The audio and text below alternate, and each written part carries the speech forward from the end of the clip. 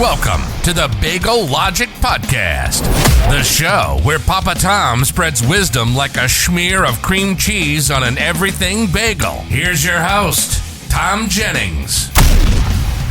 Hello, everyone, and welcome to the Bagel Logic Podcast. And as always, thank you very much for tuning in. I never really know who's listening. I look at the statistics, I see the numbers, so either there's a bunch of bots that are out there or somebody's actually listening. So whoever you are, thank you. I know I've got a few people that seem to be consistent listeners and comment, so I know who you are. Thank you. I do appreciate it. And if you haven't had a chance to go back in the archives, the interview I just did with Sky Sands, I thought it was a wonderful conversation that we had.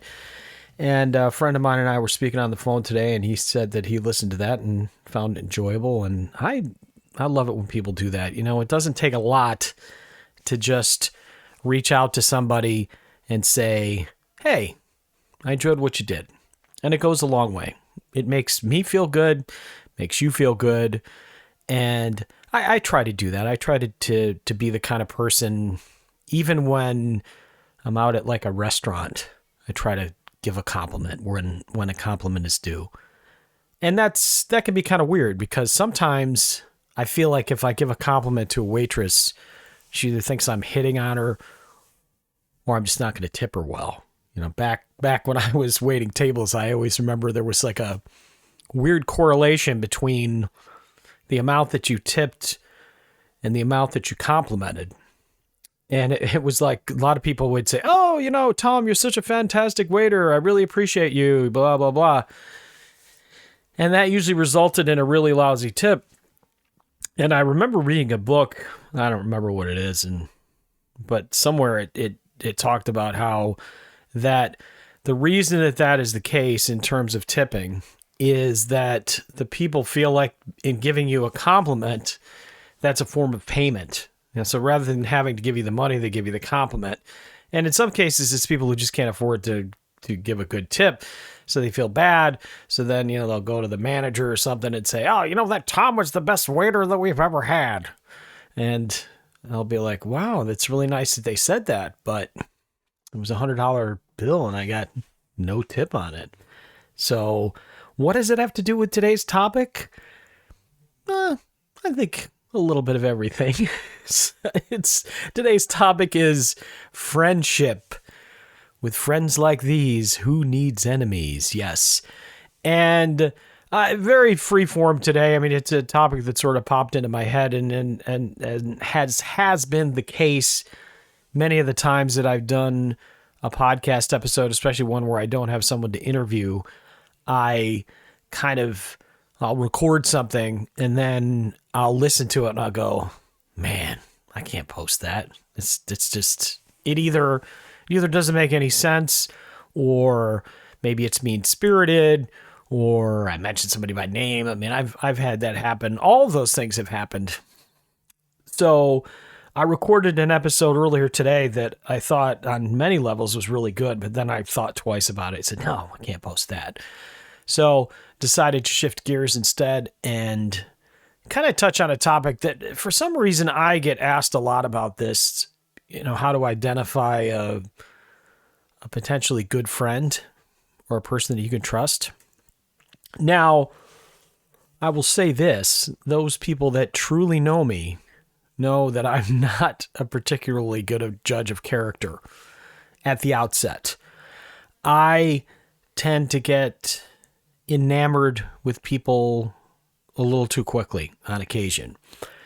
And it's, you know, sometimes I think even though we have awareness of things that we do, it doesn't necessarily stop us from doing it. For example, you can't see me, but I'm overweight. And my sister actually suggested that at some point I do a whole podcast on weight loss. And that was almost a topic for this week and may indeed be a topic down the road. But when I eat, I mean, I kind of know my body to the point now where I'm eating things that I shouldn't be eating. And I don't know necessarily how to stop that. I'll go on sort of yo-yo dieting and whatnot. And even right before I recorded this podcast tonight, I was just feeling super hungry because I decided to, go on one of my yo-yo diets where I'm going to be tracking my food. And so it's like, I know that there's certain things I shouldn't be eating. I know I shouldn't be eating a lot of candy. I shouldn't be drinking a lot of alcohol, those things that cause weight gain. I think every time I go to the doctor, I kind of get the same speech about, oh, you have to avoid this, you have to avoid that. And in fact, last time I went to the doctor, she said that I have to avoid bagels. And I make bagels. I make them and sell them. So it's a little weird. That was like the only thing she said. Got to cut down on the bagels. It's like, cut down on making them or cut down on eating them? I don't know. But so at the risk of just turning this into an actual podcast about weight loss, it's really about, sometimes we as individuals, we have this awareness, and it doesn't necessarily stop us from doing the things that we continue to do.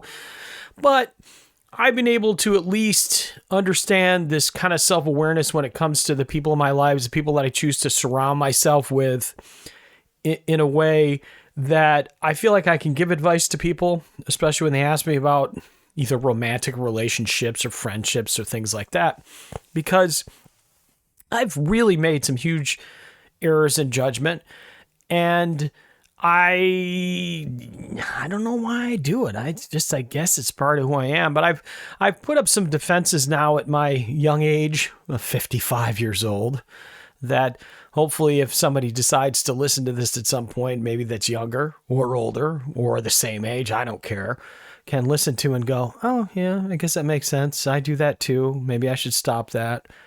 And together we can support each other in this endeavor to stop surrounding ourselves with awful people.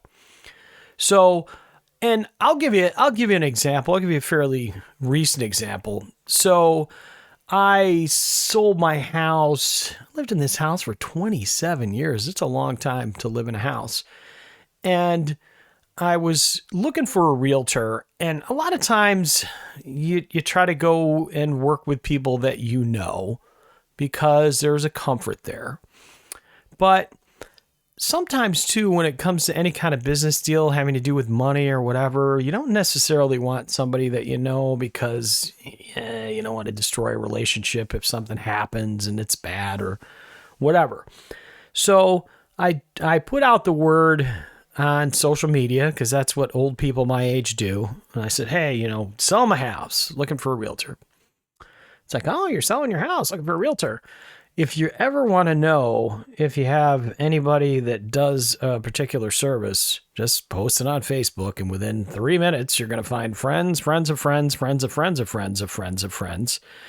And such was the case. So I had a person reach out to me. It was a guy that I'd gone to college with. Now, I went to college 20 years ago. I know I'm older, and I went to college when I was older. So this was a younger guy than me, but he was a guy now I studied American history, and I was studying to be a social studies teacher. And it's relevant in that we had kind of a cohort, there's a whole group of us that for the last 2 years of our college experience, we all graduated together, and then all attempted to find social studies teaching positions with varying degrees of success. And this particular guy, I don't know if he wound up getting a job or not, but during our time together in college, there was a few people that I met that I really liked, that I got along with well, people that I should get back in touch with because they were really wonderful people. But then there was a couple of them that were just really standoffish and not particularly nice. So one of those guys was this guy that all of a sudden, I guess, had left teaching and became a realtor. So he reached out to me, and it's funny because when we went to college together, this guy wouldn't give me the time of day. Like, he was younger, he's a good-looking guy. I'm this middle-aged single dad. He didn't want to have anything to do with me. So now I'm selling my house. He's into real estate. He sends me this really drippy, wonderful message. Hey, Tom, great to see that you're selling your house. Well, I don't know if you knew this, but I'm doing real estate right now. And I was like, oh, man. Now, I want to, man, I shouldn't tell you this because if any of you are in sales, you'll probably be able to figure out how to sell me just about anything. But I succumb to pressure. I'm not good at this kind of stuff, especially when it's somebody that, like, I know. So all of a sudden, here's a guy who just didn't like me, and I didn't particularly like him, at least I thought. And now he's trying to be my best friend because he's trying to get my business. And I'm like, oh, yeah, well, you know what? I'll think about it. And then we got a recommendation from somebody about a good friend of mine recommended somebody. He said, oh, this person is somebody that we bought our house from, and they did us really well, and it was great. We had a great experience with them, yada yada. So of course I went to my wife. I said, honey, let's call this lady. I mean, I don't really know her. I feel like maybe she's the woman that we should reach out to because everybody, and there was 2 or 3 people that said, oh, this lady's really nice. She's the one you want to sell your house. I'm like, all right, well, I don't really know her, so I don't have to be embarrassed about anything with the money or the condition of the house or any of the stuff like that. So that criteria was kind of met. It seemed like she was a pretty honest lady. So I got her phone number, gave her a call, get her on the phone. She's wonderful. I mean, this I'm like, it took me about a minute and a half to figure out why people work with this woman because she was really sweet. And I was like, all right, well, we haven't made a final decision, but I'm feeling pretty good about everything you've said today, and I'm looking forward to moving forward together. But again, we have to check with some other people and blah blah blah. So I thought we were going to go that direction, and things took a little longer to get the house on the market. So then I was working bartending one night, and this guy comes in, and he's like, "Hey, I heard you're selling your house." I said, "Yeah." He's like, "Oh man, I mean, how I can't believe that you didn't ask me to sell it." And I'm like, "What do you mean?" He's like, "I'm one of your regular customers. I spend money in your establishment. I'm a local guy. I'll get the house sold in no time flat. I mean, you basically have to use me." And honestly, it was like, I felt a lot of pressure from this guy because it felt like one of those kind of quid pro quo deals. Like, oh, look at me. I've been coming in and being a good tipper to you and being your friend, all that kind of stuff. So if you're going to be a good friend, you're going to use me. You're not going to use some stranger. How do you use some stranger? So whereas I had like the trepidation in terms of the first guy because he was a guy I went to college with, so I knew him and everything. I didn't really like him, but I still felt like weird. Maybe I should use him. And then I had the other lady who I didn't know at all, who was a person I should have gone with. Instead, I went with this third person against all of my better instincts because it really wound up not being that great of an experience. And a lot of the things that were promised just didn't happen. And in the end, I look back on it and I go, why am I like so worried about ruining our relationship, our friendship, when we don't have a friendship? Like when we were going through the process of selling the house, we'd talk every now and then. If he's on vacation or something like that, we text each other and kind of give each other updates. So we were communicating, and some of this communicating was frivolous. It was the chitter chatter. Is that such a thing? Chit chat. But once the house was sold, I didn't hear from the dude. I mean, nothing. I didn't get like a, hey, thanks for doing business with me. He hasn't come into the place I work, so I haven't even received any tips from him since then. And I felt kind of dirty after it was all said and done because me, the idiot, I felt like this need to be accepted and be a good friend to this person. And that's why I wanted to do business with them. But the reality is they were never my friend in the first place, ever. So and you get told these things, and that's what's hard, I think, sometimes, especially as you get older, you start to see patterns, and you think that you're not going to fall for the same old. And I was actually I'm working with a guy that's helping us with our bagel business, and he's like a business counselor. And I was going over some things that had happened over the last couple of years and everything. And he says, the thing is, Tom, you got a big heart. And it's funny because you hear something like that, you go, Yeah, big heart. Man, it's great to have a big heart, isn't it? People love people with big hearts, don't they? But big heart's almost code word for sucker. I mean, it's I don't know. Maybe it's code word for insecurity. Maybe it's a little bit of everything. I don't know. But I've found myself in those situations in terms of these fast friendships on multiple occasions. And another one that comes to mind, and I will say that what I've come to determine is that the people that I meet that I really, really like when I first meet them, like we really hit it off, for the most part, tend to be people that will eventually screw me over, sometimes in a big way. And people that I meet that I'm kind of lukewarm about, and maybe I don't even like them. Like maybe there's a part of me that says, oh, this person is not the kind of person that I can see myself hanging out with. Those are the people that I tend to have a greater degree of success with in terms of long-term relationships, or maybe when things happen where there's a family crisis or I need a favor. Those are the people that tend to be there for me. And it's weird, it's weird how that has developed. Now, it's not always the case. I've had situations where there was a coworker that I met 20 years ago now.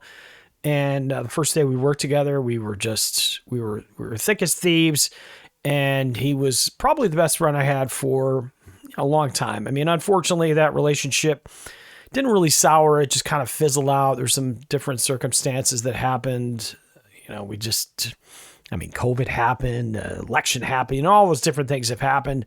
But we used to spend a lot of time together, knew each other's kids and all that kind of stuff. And it kind of fizzled. And I'm sure he's one of those guys, if I picked up my phone tomorrow and just said, hey, I need a favor, he'd do it. Same way, it goes the other way. If he called me up and said, hey, I need a favor, and I'd do it.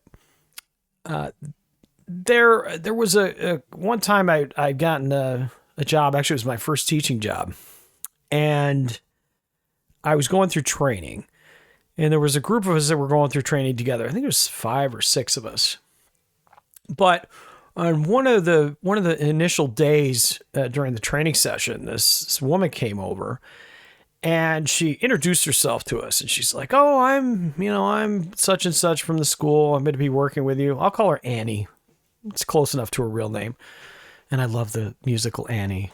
The sun will come out tomorrow. So optimistic.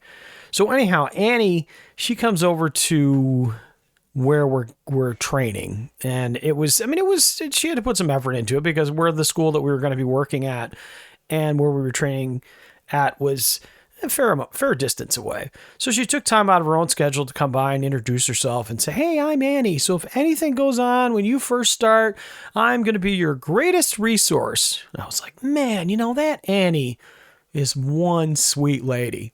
What a wonderful gesture. And I immediately just was like, dang, man, I'm going to love working at this place because Annie's going to be my friend and Annie's going to show me around. Now, I start working, and sure enough, Annie's my buddy. She's in my classroom all the time. She's kind of telling me what to do and quote unquote helping me and all that stuff. And I think we even wound up going out for drinks after work, and we're becoming buddies and work pals and all that kind of good stuff. But it quickly became evident that Annie was a very vindictive kind of person. And at this particular place, when I first started working there, I made a concerted effort to get to know as many people as I could. And I was that idiot who in the employee meetings would give suggestions and try to say nice things. And in other words, I was the guy that put a huge target on his back. And so I had been working with Annie, and she was kind of showing me the ropes and everything like that. And then after the first 6 months we were there, some kids took final exams, and all my kids failed. And my principal came to me and he says, "Oh, it's okay. You know, these are just special ed kids. We don't expect them to pass. They're just kind of here." And I know that sounds awful. He really didn't present it that way. It was just kind of one of those sort of statements that he made because he was resigned to the fact that these kids really struggle, especially with high stakes exams in New York State. I don't know what it's like in other states, but in New York State, there's classes where you have to pass an exam in order to pass the course. And, you know, when you have kids that are in special education and maybe have missed a bunch of time because they've been in the foster care system or all that other stuff. Anyhow, I took it very personally. I was like, man, you know, what the heck is my purpose here if I'm a teacher and the kids aren't passing? So I went and I studied like I tried to study and maybe look at case studies or anything to help these kids pass Regents exams. And I figured out that most exams, I don't care if it's the SAT or a Regents exam or any exam, maybe even the bar exam. I think in that movie, Catch Me If You Can with Leonardo DiCaprio, they even kind of touch on this, that you can beat an exam. There's certain things that they do in exams that you can at least increase your chances of having an educated guess. So for instance, in a Regents exam, we found with the global studies that if you look at the question and you look at the answers, if the answer in the global studies exam is the one that makes America as a country look better than any other country in the world, it's probably going to be that answer. I'm assuming the psychology behind it is the fact that the people that are writing the questions are likely U.S. citizens, so we have a natural tendency to look at our country as the best country in the world. And if you don't, shame on you. No, it's okay. You can think we're not the greatest. I'm somewhere in the middle. I think we do a lot of great things. But anyhow, so I had this one kid. He was really he hated doing essays. So I figured out a way to kind of get him through the multiple choice and using that. I mean, what I just told you in terms of the clues and how to figure out the tilt of a question and everything. And it's a little more complicated than this. I should have just figured out a way to turn this into a profitable venture where I could teach kids how to pass Regents exams with the Thom Jennings bagel logic method. But anyhow, I worked with one kid. It was very successful. And then one year, I think I was about a year and a half in, and I had like a 75% passing rate for my students. I didn't have a ton of students. I don't want to make it sound like I had 300 students and X amount pass. I typically have, 10 to 12 kids taking the exam. And 75%, I mean, that was good, man. I felt great about it. Well, she had significantly lower passing rate. And so suddenly she started getting a little snippy with me because we both taught social studies. And I was like, I don't know. I don't know what the issue is. So turns out she starts telling people that the only reason my kids are passing is because I'm filling in their answers for them and I'm correcting their exams. And, it's in other words, I'm cheating. I'm rigging this system because I don't know because why. Now, here's the perplexing part. It's like, well, I didn't get any more money if the kids passed, and I don't think that I necessarily would have been fired if the kids passed or not. I mean, my principal said, hey, we don't have this expectation that you're going to have a 75% passing rate for your kids' exams. And if you do, that's great. You know what you get? You get an attaboy. Wow, I get an attaboy? Can I use that to pay for a new vehicle? No, but it'll make you feel better. I'm like, well, hey, I'll have that. So anyhow, Annie, she was like, she got all upset about it. She's like, I don't think he's cheating on it.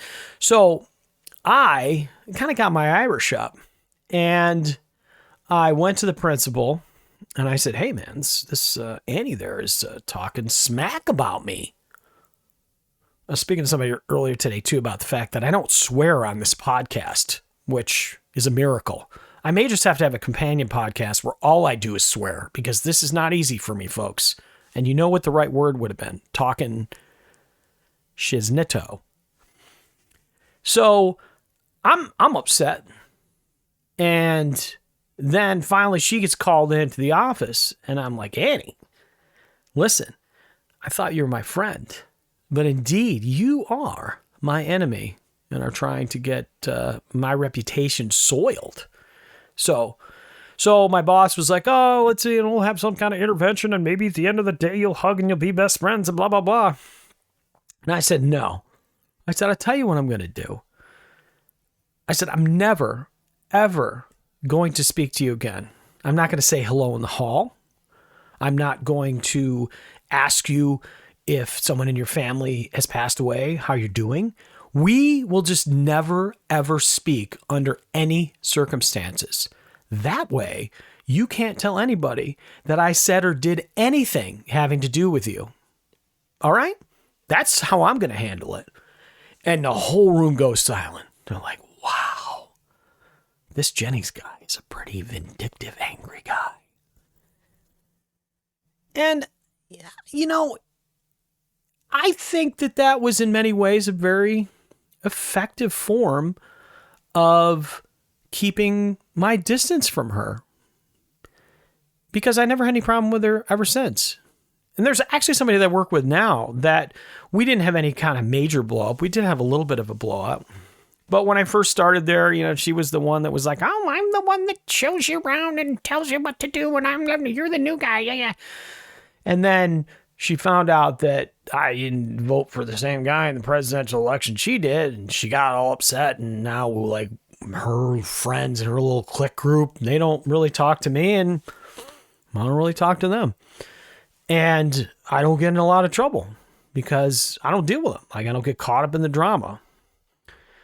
So the one lesson I learned before, which, yeah, some people might go, well, that's pretty drastic. You don't get along with somebody. Maybe you just need to learn to forgive and move on and all those types of things. You know what? I don't think so. I think I think that if you're really going to avoid making a situation worse, especially with somebody that you thought was your friend and now is your enemy, because the other thing is when it's somebody that you know, it's more personal. For instance, if you know you're applying for a job the same time as somebody else and you don't know the other person, you're probably not going to talk smack about them, but you're certainly going to do anything you can to get the job. It's not personal. You're trying to win. It's you versus them. If it's your best friend and the two of you are trying to get the same job and you say or do something, well, then you're a jerk. I mean, you should try to get the job on your own merits without taking down that other person. And not only are you a jerk, you're really not a friend. And I think that's where I've struggled in terms of establishing relationships with individuals that for some reason will at first appear like, you know, oh my gosh, this is a person sent from heaven to help me out. And that may sound drastic, but I've had multiple occasions where people that I've wound up being close with, and I guess in retrospect, we weren't actually friends by definition, that would say things to me like, oh, well, I had this feeling that, you know, God wanted me to reach out to you or something like that. And they'd use that method to tug on my heartstrings. And that can be effective too, even though there's a part of me that shouldn't fall for that, because I'm not overly religious. I'm not like an atheist or anything, and I don't necessarily, like people say, well, things happen for a reason. Well, of course they happen for a reason. That's kind of like a Captain Obvious statement. Because if this didn't happen, this wouldn't happen. It all happens for a reason. It's all interconnected. It's all intertwined. I believe you can make reason out of things, sure. So if somebody comes to me and says, oh, I am here today because of vision. It's fate. It's destiny. You know, all those types of things. I fall for it. I definitely fall for it. If nothing else, it feels kind of flattering to know that God is keeping an eye out for little old Tom. He's putting people in his life to do things for him. Maybe this is that angel sent from heaven. I don't want to be the one that turns away the angel.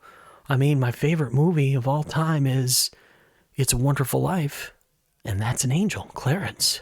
And I'm sure at first, Jimmy Stewart, you notice in the movie, he's like, hey, Clarence, what are you doing? I don't know if that was a particularly good Jimmy Stewart. But anyhow, there's a party that doesn't want to send it. I mean, what if it's true? What if they were sent to me from heaven? But I think that is, if somebody says that to you, that's a form of manipulation. It really is. It's a form of manipulation.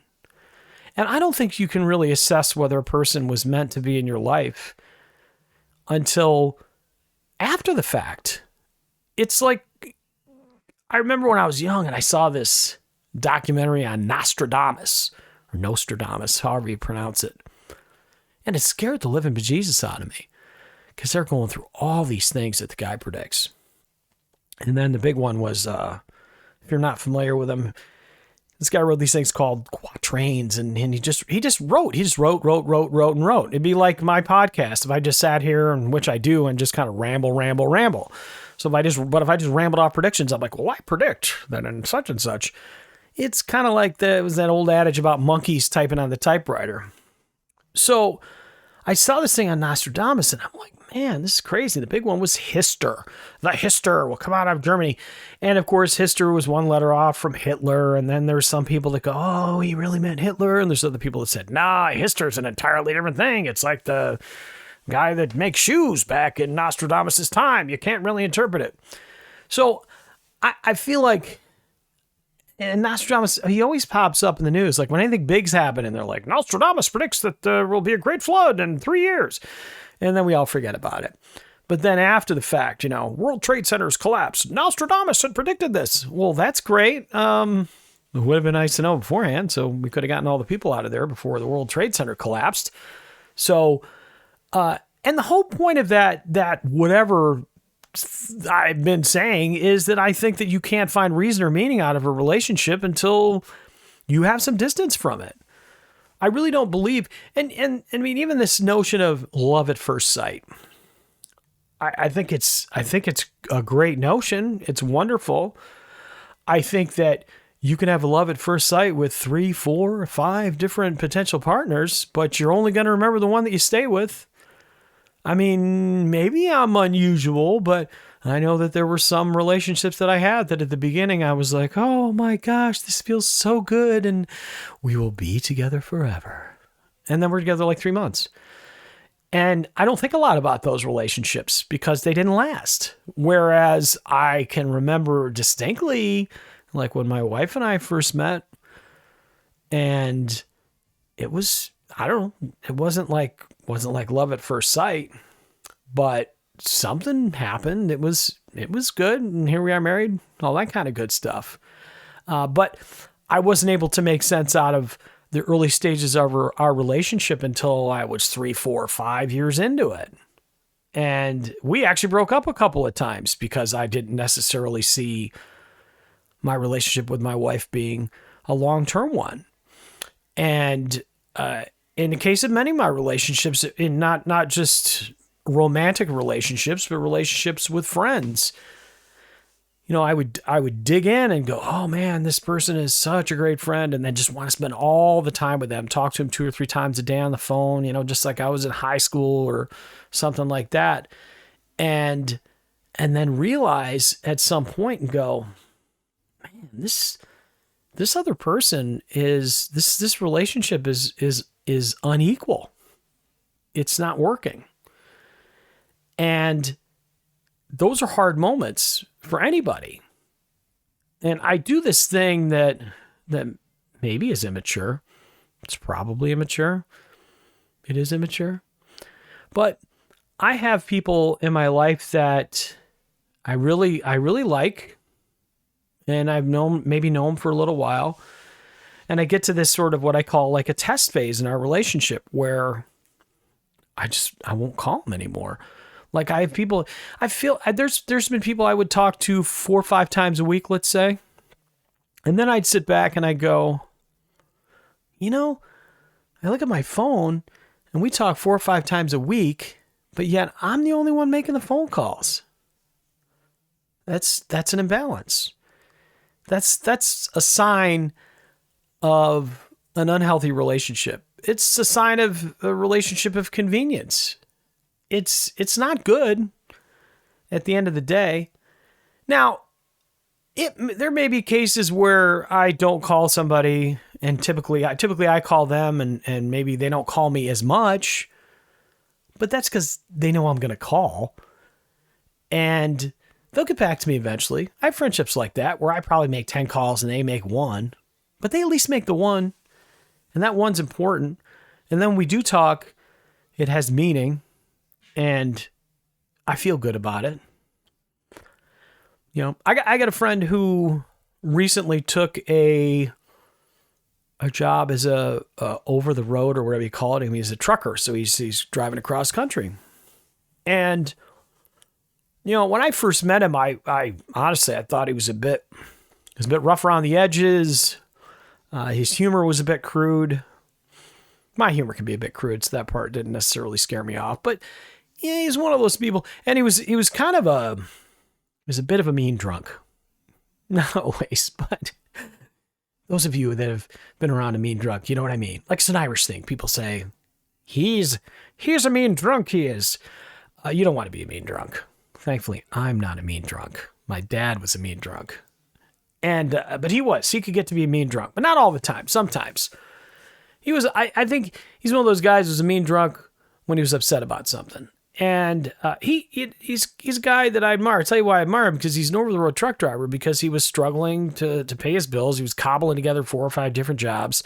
And then he went to school to learn how to drive truck, and then he got a job driving a truck. And it's like, you know, this guy was upset about situations in his life, and he handled them, you know? But more importantly, like he's the kind of guy who he just calls me out of the blue. And he's the kind of guy I call out of the blue sometimes. And it's funny, I think the last conversation we had was, he said to me, you know, it's hard, especially when you're on the road or whatever, and you're alone, and people you think that would be your friends that would stay in touch with you, like they don't call. He says, you know, I appreciate the fact that you call me back when I call. I'm kind of like, isn't that the general expectation of any relationship, any friendship, even if it's a casual friendship, to just make a phone call? Now, I mean, in all honesty, I've had friends that I didn't talk to for 10 years, and we didn't have a falling out where I was like, forget you, we'll just never talk again, we are no longer friends. You know, there was none of that big split, that moment where we're done. But then when we started talking, it was just like, we just picked up where we left off. And it's good to have some of those people in your life. I you know, there's that old adage that friends are around for a season, a reason, and a lifetime. And I've had friends that fall into all of those categories. Friends that were friends for a season that I still look back on and think, man, you know, it was great to spend time with that individual. And I really enjoyed it. And I mean, there's this guy his name was Spiro Peters, and we were really good friends for a while, and he moved to California, and I moved to Las Vegas, and you know, we kind of split apart. And I remember looking him up about, I don't know, 6 months ago, found out that he had passed away in the early 2000s, and it was funny. I was really depressed. I'm like, man, I'm never going to get a chance to talk to him again, because there was a part of me that always felt like at someday we'd be able to just sort of pick up where we left off and be friends. But we were friends for that season. And that time that we were friends, I really, really loved it, and I really enjoyed it. And there's been people, especially when I was going through my divorce, or maybe after my mother passed away, or after my dad passed away, people that were around that really were just there to provide a great deal of comfort and support when I really needed it. And it's not like I gotta, you know, we don't have one of those friendships where we see each other a lot, and sometimes it turns into those situations where, and I'm sure as people will tell you, when you get older, it's like you're always making plans to get together, but life just gets in the way, and you just never find the time. And, you know, I will say this, if you are if you do have a friend that you really miss, that you didn't have a falling out with, that you haven't made the time to see him, make time to see him, because you never know when the last time that you're going to have that conversation with him is. You never know you never know when their time is up, or you never know when your time is up for that matter. Common sense advice, but still. So you got that season, you got that reason, people helping you get through things. But, it's the lifetime friends that are tricky. And I think we all have a need for that. We all have a need for, maybe a handful of people that we look at and we feel like we can count on. And I'll tell you, one of the things I've always really struggled with is the concept of a best friend. Because I felt like, in order to have, I felt like everybody had to have a best friend. Like if you didn't have a best friend, there was something wrong with you. And for most of my life, I've had a friend that I've called a best friend. And sometimes they've called me their best friend and sometimes they didn't. I had one guy once I remember who I called him my best friend for a long time. And then I was at an event and there was another guy who was talking and he mentioned this person is their best friend. And I had realized at that point that we were no longer best friends. This sounds very high schoolish and sophomorish, but just because you get older doesn't mean that you don't struggle with some of those same concepts in terms of friendship and clickiness and acceptance and all that, because it's just very human. It's very human of us all. And that was a hard pill for me to swallow. And I mean, I remember being kind of upset at the time, but I think it was at that point where I realized that, I got a best friend. It's my wife. So now I say that, and you'll probably hear that even if you go back in the archives. I always talk about my wife as my best friend, and she is, whether she wants to be or not. And I'm pretty sure I'm her best friend because we don't really, we both have friends, but we don't have that one friend that kind of pulls us away from our marriage per se. And I know that I have a spattering of really good friends, but I still am always on guard for that one person, that one that just kind of tries to roll into my life and maybe sneak into that role of best friend. And I think that's something that we all need to be super cognizant of. Those guys that, even if they're trying to be your best friend long enough to sell your house or, get something out of you. That's a very real situation. So if you think, if you're not on guard and if you're really all that concerned, I don't need friends and I'm lonely and all that stuff. And I get that way. I really do. There's times I get that way. And, especially because, as I said, in the past, I've had real difficulty with coworkers at the place that I work now. I don't have any friends there. I don't even have any casual acquaintances there. I don't hang out with them. I don't go out drinking with them. I don't know their kids. I don't know anything about their lives or musical interests, anything. And on some level, that's very unlike me. But I've found that, over the years, people that have told me that, they're like, you don't want to be hanging out with people at work. You don't want to go to the happy hours. You don't want to do that, blah, blah, blah. That there's a degree of truth to that. And again, I think a lot of it's a function of my age, so I don't necessarily want to scare you off if you work in a great work environment and you've got a bunch of great friends that you hang out with. They're not all out to get you, I hope. I'd say you'd be on guard because those situations can cause problems. You don't want you want to be going out one night after work and getting all hammered and saying something stupid in your drunken state to your coworker that they run to HR on Monday and say, well, Bob got hammered and he started talking about my breasts. And it's difficult to maneuver those waters, but it's been a difficult journey for me to find that balance, but because I still have those people that kind of sneak in, and I have family members and friends that are wise enough to kind of give me the warning signals and say, hey, remember the last person that you had this kind of relationship with and what they did. Well, that's what's going to happen with this one. And as much as I hate being told, I told you so, we all need to be told, I told you so. That sounded very Minnesotan. I told you so. That's going to be about it.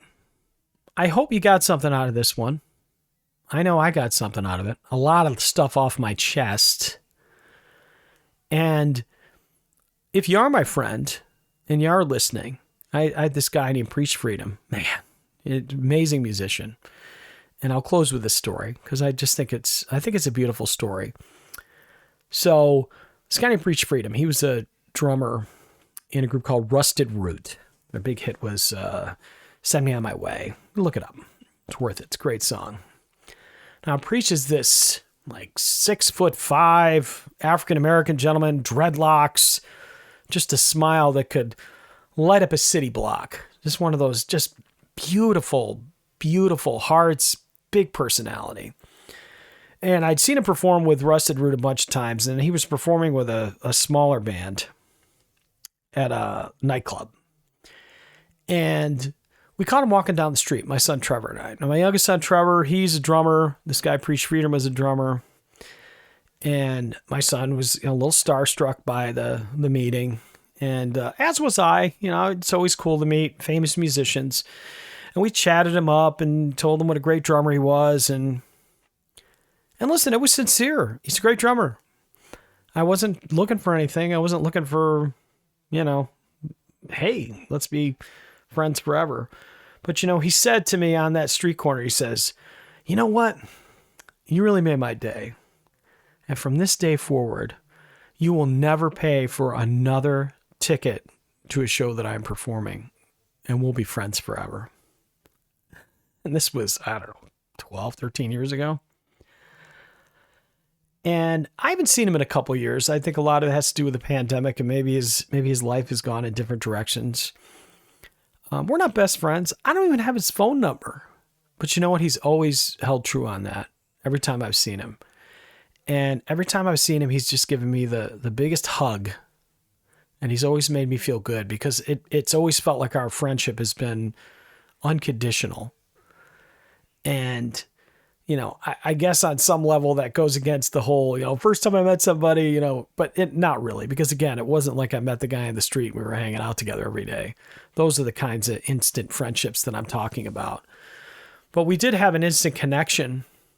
And he'd sing this song. One of the songs that he sang in his set was about friends. And he would point to be like, you're my friend, and such is my friend, and such is my friend. And it was just a powerful moment because he talked about all these people that he had that were friends. I don't know if these people were in his close circle of friends. I don't know. But it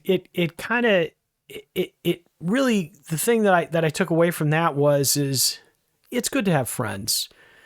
You don't need a lot of them. You don't need to see them every day. You don't need to talk to them on the phone every day.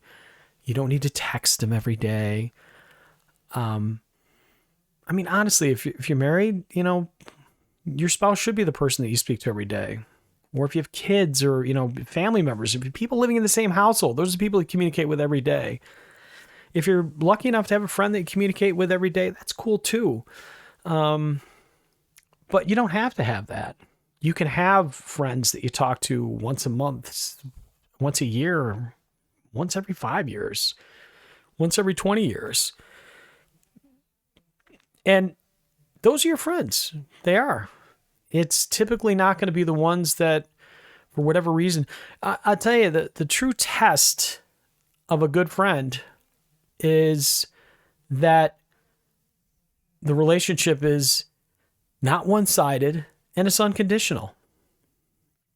It's unconditional. As soon as there is a condition, as soon as there is an expectation, oh, well, I make bagels. You mean you just had a bagel for breakfast and you didn't have mine? Well, what kind of friend are you? I'm not a friend if I say that. I'm not. But you know what? If you're my friend and you're going to have a bagel and it's convenient for you to buy it from me, you'll buy it from me because that's just what you do. And that's what's going to make the world a better place. When we start looking at friendships like that, instead of this set of rules and set of expectations and things like that. And again, as I mentioned throughout the course of this particular podcast, I struggle with that. I do. And so if you struggle with that, you're not alone. You're really not. Friendships are complicated. Sometimes they're absolutely beautiful, and other times they are excruciatingly painful. Sometimes they make us feel validated and wonderful, and other times they make us feel like complete and utter idiots. But at the end of the day, you got to figure out that happy medium. And I'll close with saying, all of you listeners, on some level, you're my friends. I appreciate it. I appreciate your support. This podcast is disjointed as it can be sometimes with my ramblings and interviews and all that stuff. It means a lot to me. And it means a lot to me that you've taken the time to listen to it, especially if you made it this far into this particular episode. So I will keep making them. Hopefully you'll keep listening to them. And I'm your friend, Thom Jennings. I want to say thank you once again for listening to the Bagel Logic Podcast.